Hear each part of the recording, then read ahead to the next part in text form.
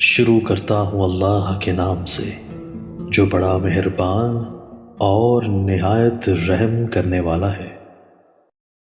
اللہ تعالیٰ اپنے جن بندوں سے پیار فرماتے ہیں ان کی نشانیاں نبی کریم صلی اللہ علیہ وآلہ وسلم نے ذکر فرما دی ہیں۔ اسی طرح نبی کریم صلی اللہ علیہ وآلہ وسلم نے اللہ تعالیٰ کے مبغوث ناپسندیدہ بندوں کی علامات بھی ذکر فرما دی ہیں تاکہ انسان اپنے آپ کو ان برے اوصاف سے بچائے۔ حضرت ابو ذر غفاری رضی اللہ تعالیٰ عنہ سے روایت ہے کہ نبی کریم صلی اللہ علیہ وآلہ وسلم نے فرمایا، 3 طرح کے لوگوں سے اللہ تعالیٰ محبت جبکہ باقی 3 طرح کے لوگوں سے اللہ تعالیٰ نفرت فرماتے ہیں۔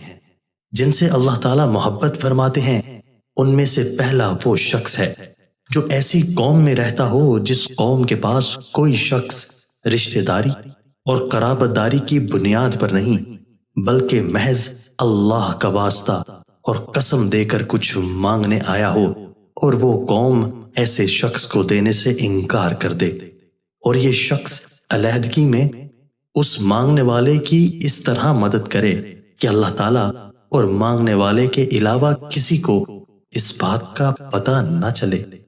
دوسرا وہ شخص جو کسی ایسے قافلے میں شریک سفر ہو کہ وہ قافلے والے سفر کی تھکاوٹ کی وجہ سے رات کو سو جائیں، اور یہ شخص اللہ کی طرف متوجہ ہو کر آہوزاری اور کلام اللہ کی تلاوت میں مشغول ہو جائے۔ تیسرا وہ شخص جو ایسے لشکر میں شامل ہو جس کو میدان کارساز میں شکست ہو گئی ہو، لیکن یہ شخص بھاگنے کے بجائے سینہ سپر ہو کر آگے بڑھے، یا تو قتل کر دیا جائے یا پھر فتح و نصرت اس کے قدم چوم لے۔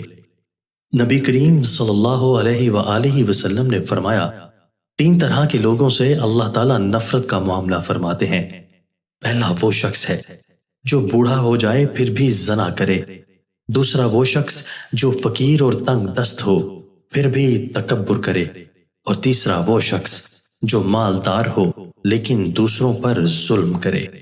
پہلا مبعوث تو وہ شخص ہے جو بوڑھا ہونے کے باوجود زناکاری کا مرتکب ہو، دوسرا مبعوث وہ بندہ ہے جو تنگ دست ہو پھر بھی تکبر کرے۔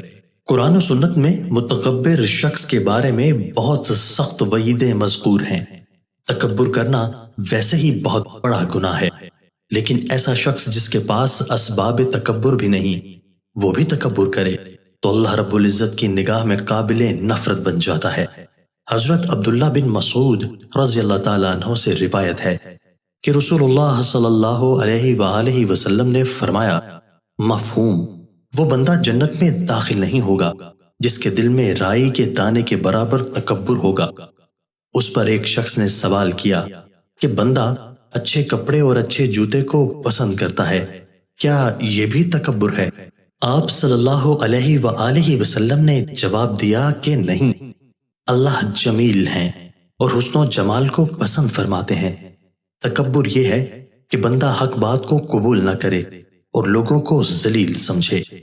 صحیح مسلم۔ رسول اللہ صلی اللہ علیہ وآلہ وسلم نے تکبر کا علاج یہ بتلایا ہے کہ بندہ سلام کرنے میں پہل کرے۔ تیسرا مبغوض بندہ وہ ہے جسے اللہ نے مال دیا ہو اور وہ ظلم کرے۔